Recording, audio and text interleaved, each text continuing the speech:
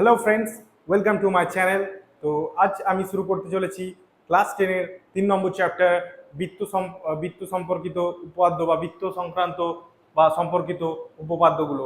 তো আজকে এই চ্যাপ্টারে বা এই চ্যাপ্টারটা নিয়ে আলোচনা করব এবং আগের বছরে একটা কোশ্চেন এসেছিল এই চ্যাপ্টার থেকে টোটাল দুটো উপপাদ্য প্রমাণ আসে। দুটো প্রমাণের মধ্যে একটা প্রমাণ আগের বছরে এসেছিল, সে উপপাদ্যের যে প্রমাণটা আছে সেটা আমরা একটুখানি দেখব এবং যে ফাইনাল যেটা দেখাবো যেটা এই বছরে আসতে চলেছে সেটা ভালো করে তোমাদের করিয়ে দেবো, যাতে তোমরা কনফার্ম 5 নাম্বার পাও। এরপরে এই চ্যাপ্টার থেকে আরো যে সমস্ত শর্ট কোশ্চেন গুলো আসতে পারে সেই সমস্ত শর্ট কোশ্চেন নিয়ে আলোচনা করব। তো চলো শুরু করা যাক এই চ্যাপ্টারের কি কি জিনিস আমরা আজকে আলোচনা করতে চলেছি। তো ফার্স্ট আমরা এই চ্যাপ্টারের বিভিন্ন সংজ্ঞা, যেগুলো এই চ্যাপ্টারের ইম্পর্টেন্ট সংজ্ঞা আছে, সংজ্ঞা যে ইম্পর্টেন্ট সংজ্ঞাগুলো আছে সেই সংজ্ঞাগুলো বা টার্ম যেগুলো আছে আমাদের কাজে লাগবে এই চ্যাপ্টারটা সম্পর্কে বুঝতে, সেই টার্মগুলো আমরা ফার্স্ট দেখবো। অ্যান্ড দ্য সেকেন্ড ইজ, যে সেকেন্ড জিনিসটা যেটা আমরা আলোচনা করব সেটা হচ্ছে প্রমাণ, অর্থাৎ যে বললাম তোমাদেরকে ফাইনাল আগের বছরে যেটা এসেছিল সেটা একটুখানি দেখবো জাস্ট কি বলতে চাইছে, এবং এইবারে যেটা আসতে চলেছে সেটা ভালো করে তোমাদের প্রমাণটা করিয়ে দেব। এটা গেল first and second and third, যেটা আমরা প্রতিটা চ্যাপ্টারে করে থাকি আগের বছরের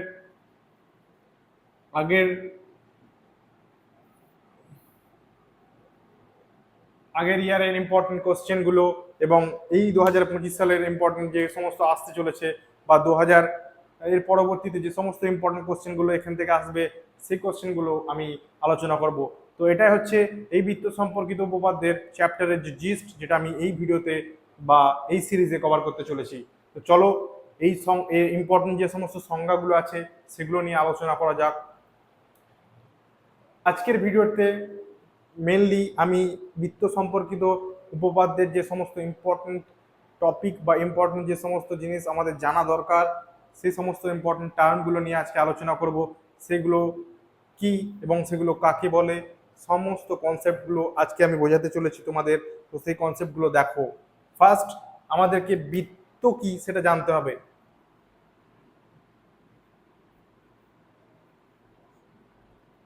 তো তোমাদের কি কনসেপ্ট আছে জানি না, তবে বৃত্ত যে কি সেটা যদি বুঝতে হয় তোমাদের ব্যাপারটা এইভাবে দেখতে পারো তোমরা, যে একটা বিন্দু, ধরো এই একটা বিন্দু, ঠিক আছে, এবার এটাকে এইভাবে ধরো, ধরে ধরে দেখো এখানে একটা ডট, এখানে একটা ডট, এখানে একটা ডট, এরকম হাজারটা যদি ডট ডট দাও তোমরা,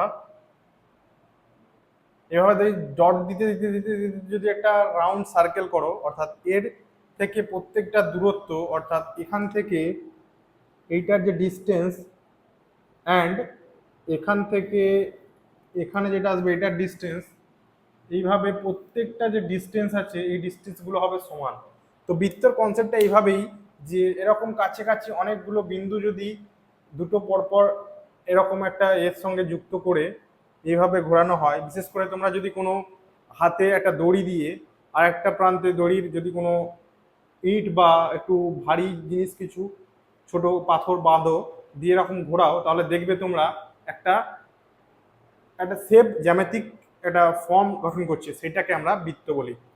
তো এটা জাস্ট বৃত্তর একটা কনসেপ্ট বা একটা সংজ্ঞা তোমাদেরকে দিলাম, সংজ্ঞা নয়, জাস্ট এটা বোঝানোর জন্য বললাম যে বৃত্তটা কি জিনিস বা বৃত্তের কনসেপ্টটা এইভাবে পরপর দুটো বিন্দুর মধ্যে দূরত্ব সেম রেখে পরপর এরকম একটা যদি চলমান থাকে অপরটা যদি স্থির থাকে, তাহলে এই বিন্দুগুলো পরপর যুক্ত হতে হতে হতে হতে যে জ্যামিতিক চিত্র গঠন করে সেটাকে বৃত্ত বলে। তো এটা গেল বৃত্তর কনসেপ্ট। এবার এরই একটা বড় ভাই এই বৃত্ত, এটা হচ্ছে আমাদের টু ডি স্পেস। এবার টু ডি স্পেসটা কি জিনিস আমরা অনেকেই জানি, যে এক্স অক্ষ 0 0 এক্স অ্যান্ড ওয়াই, এই যে এটা এটা হচ্ছে টু ডি প্লেন বলা হয়। অর্থাৎ আমরা বোর্ডে লিখতে পারি, কাগজে লিখতে পারি, একটা দেয়ালে লিখতে পারি বা মাটিতে লিখতে পারি, যেগুলো সেগুলো হচ্ছে টু ডাইমেনশনাল, এগুলোকে টু ডি বলা হয়। এক্ষেত্রে ধরো একটা এরকম গোল এঁকে দিলাম, এটা হচ্ছে একটা বৃত্ত টাইপের হলো, ঠিক আছে। কিন্তু এরই যদি 3 ডাইমেনশন হয়ে যায়, অর্থাৎ এক্ষেত্রে যদি আর একটা ডাইমেনশন চলে আসে জেড, তাহলে এটা আর বৃত্ত থাকবে না, এটা হয়ে যাবে কি গোলক হয়ে যাবে, এরকম টাইপের একটা স্ট্রাকচার হয়ে যাবে, যেটা গোলক হয়ে যাবে, বৃত্ত হবে না। অর্থাৎ এগুলো হয়ে যাবে বল, তরমুজ বা এরকম যে সমস্ত ফুটবল আছে, বাস্কেটবল আছে, ক্রিকেট বল আছে, এগুলো হয়ে যাচ্ছে গোলক। তো এটা হচ্ছে বৃত্ত আর গোলকের মধ্যে ডিফারেন্স। ঠিক আছে, এক কথায় 2D-টাকে বৃত্ত বলা হয়, 3D-টাকে গোলক বলা হয়। Simple as simple as that. এবার এই বৃত্তটা তোমরা জানলে, তো বৃত্ত দেখতে কেমন হয়? বৃত্ত দেখতে এরকম হয়, বৃত্ত দেখতে এরকম হয়। তো এটা হচ্ছে বৃত্ত। তো সরি, এই যে দুটো, এটা যোগ থাকবে, এটা যোগ হবে। ঠিক আছে, তো বৃত্ত এর মধ্যে দেখো কি কি টার্মগুলো ইম্পর্টেন্ট আছে।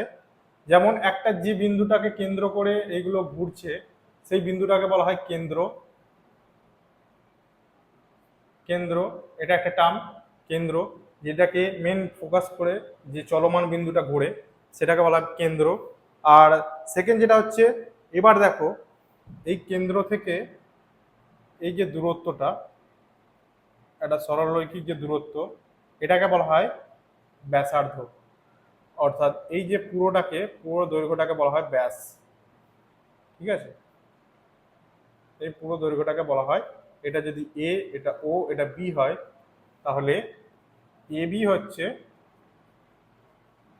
ব্যাস। এবার তোমরা ভাববে এ ও বি কেন দিলাম, এটা একটা জায়গায় নাম, তুমি যা খুশি দিতে পারো, ডি সি ও বি জি ডি।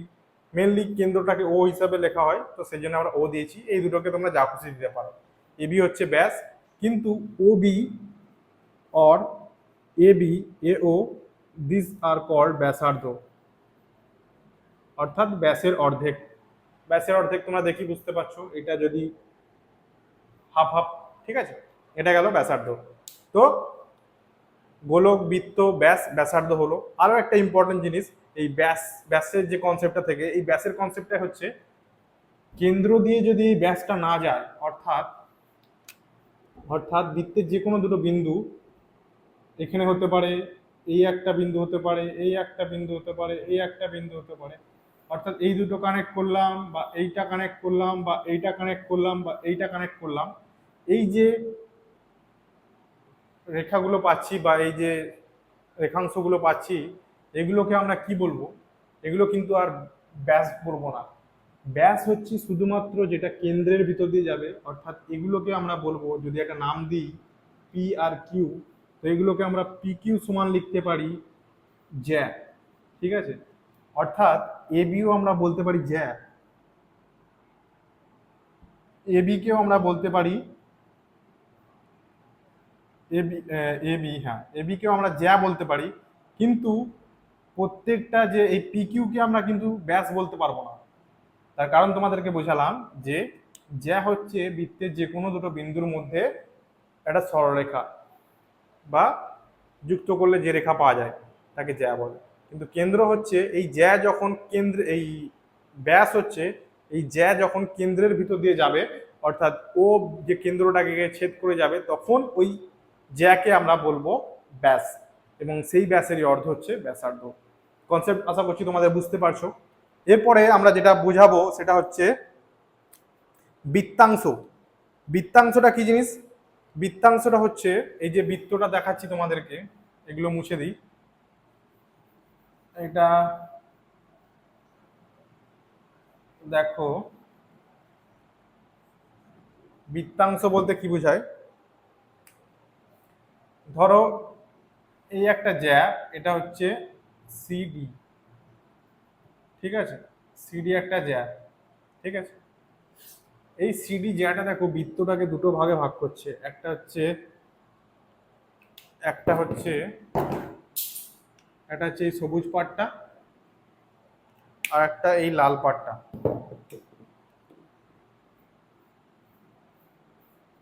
তো তোমরা এখানে দেখতে পাচ্ছ বৃত্তটাকে দুটো অংশে বিভক্ত করছে। তো এই দুটোকে বলা হয় বৃত্তাংশ। আশা করছি তোমরা বুঝতে পারলে কি জিনিস, যে একটা জ্যা বৃত্তকে দুটো ভাগে ভাগ করে, সেটাকে বৃত্তাংশ বলে। এবার তোমাদের মধ্যে কনসেপ্ট কোশ্চেন আসতে পারে যে স্যার তাহলে ব্যাসও তো বৃত্তকে দুটো ভাগে ভাগ করছে, তাহলে সেটা আমরা কেন বলছি না? অফকোর্স সেটাও, ব্যাসও দুটো অংশে ভাগ করে, কিন্তু সেক্ষেত্রে ওটাকে একটা অন্য টার্ম বলে। তার কারণ ব্যাস কিন্তু বৃত্তকে সমান ভাগে ভাগ করে। অর্থাৎ এখান থেকে এই যে ব্যাস যেটা বলছি আমরা, ঠিক আছে, এটা বৃত্তকে সমান ভাগে ভাগ করছে। তো সেক্ষেত্রে এক্ষেত্রে যেমন আমরা এটাকে বৃত্তাংশ বলছি, এটা যদি আমরা একটা নাম দিই কিউ, তাহলে সি কিউ ডি এটা হচ্ছে বৃত্তাংশ, ঠিক আছে। কিন্তু এ কিউ বি, এটা হচ্ছে অর্ধবৃত্ত, ঠিক আছে। এইগুলো হচ্ছে এক একটা ইম্পর্টেন্ট টার্ম, যে এটা হাফ যেহেতু সেই জন্য অর্ধবৃত্ত। তো এই দুটো গেল অর্ধবৃত্ত।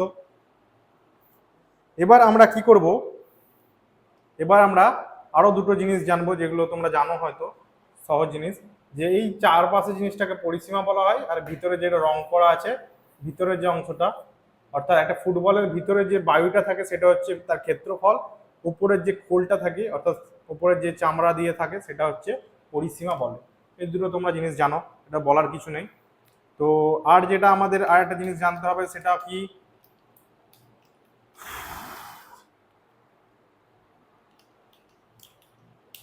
হ্যাঁ, আর একটা যেটা জিনিস হচ্ছে,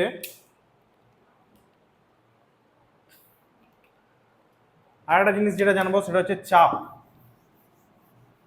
বৃত্তচাপ কাকে বলে?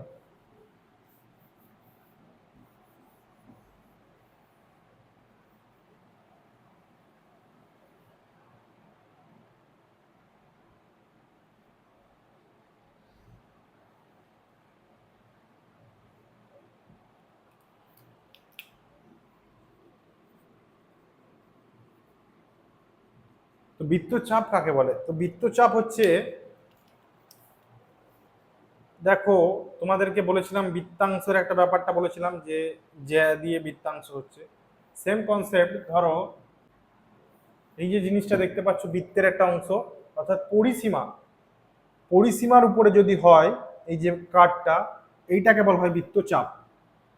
অর্থাৎ এটা যদি এ বি সি হয়, তো এটা হচ্ছে আর্ক বা বৃত্তচাপ। এ বি এ সি বি হচ্ছে বৃত্তচাপ। তো এটা তোমরা বুঝলে যে বৃত্তচাপ কি। বৃত্তাংশ আর বৃত্তচাপের মধ্যে ডিফারেন্স হচ্ছে, বৃত্তচাপটা হচ্ছে পরিসীমার উপরে হয়, আর বৃত্তাংশ হচ্ছে ক্ষেত্রফলটার উপর ডিপেন্ড করে হয়। তো এই দুটো গেল। তো এটা দুটো ভাগে ভাগ করে দেখো, একটা মেজর আর্ক, একটা হচ্ছে মাইনর আর্ক। তো বুঝতেই পারছো মেজর মানে যেটা বড় হবে, কারণ এটা যদি পুরো বৃত্তটা আঁকা হয় তাহলে দেখো এই দিকটা বড় হচ্ছে, এটা ছোট হচ্ছে, অর্থাৎ এটা হচ্ছে মাইনর, এটা হচ্ছে মেজর। এটা হচ্ছে ব্যাপার, এটা হচ্ছে একটা ইম্পর্টেন্ট টার্ম ছিল, এটা বলে দিলাম। আর একটা হচ্ছে, আর একটা যে টার্ম আছে সেটা হচ্ছে সেক্টর বা বৃত্তকলা। তো এটা দেখা যাক বৃত্তকলা বা সেক্টর কি জিনিস। বৃত্তকলা, বৃত্তকলা বা সেক্টর কি জিনিস। একটা বৃত্ত আঁকলাম, তো এই বৃত্তটার সেক্টর বলতে এটা যদি কেন্দ্র হয়, তাহলে দেখো এটা একটা ব্যাসার্ধ, এটা একটা ব্যাসার্ধ। তো দুটো ব্যাসার্ধ আর এই পাশের যে চাপ, বৃত্তচাপ, এটা ধরো নাম দিলাম বি সি ডি, এইটা একটা নাম দিলাম পি। তো এই যে চাপ আর দুটো ব্যাসার্ধ, এই যে মাঝখানের অংশটা অর্থাৎ এই পার্টটা, এই পার্টটাকে বলা হয় বৃত্তকলা বা সেক্টর। অর্থাৎ এই যে দুটো সেক্টর পাচ্ছি আমরা এখানেও, একটা বড় একটা ছোট, সেম মেজর মাইনর, এটাও একটা সেক্টর, সেক্টর 1, এটা হচ্ছে সেক্টর 2। তো সেক্টর বা বৃত্তকলা কি জিনিস সেটাও তোমাদেরকে বোঝালাম।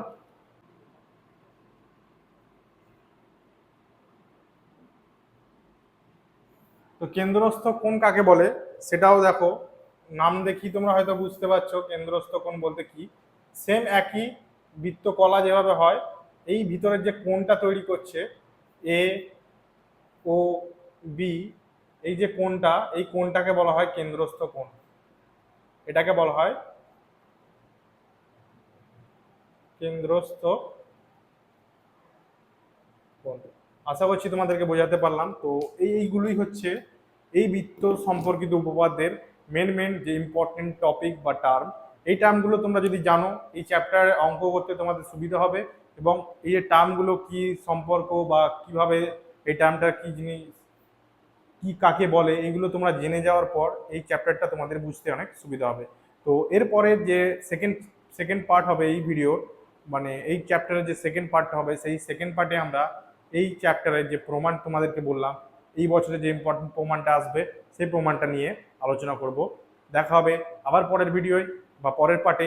আমার বোঝানো যদি তোমাদের বোঝার মতো মনে হয় এবং আমার ভিডিওটা যদি তোমাদেরকে মনে হয় যে না আমরা একটু বুঝতে পারছি এবং আমাদের হেল্প হচ্ছে, তো অবশ্যই সাবস্ক্রাইব করবে, চ্যানেলটা ফলো করে নিয়ে, এবং সমস্ত ফিউচারে যে সমস্ত ভিডিও আসবে সেই ভিডিওর জন্য যাতে তোমাদের কাছে পৌঁছে যায়, অফকোর্স বেল নোটিফিকেশন অন করে নিও যাতে তোমাদের সাথে আমাদের আবার দেখা হয়। তো আবার দেখা হবে নেক্সট ভিডিও। চলো, ভালো থেকো, বাই।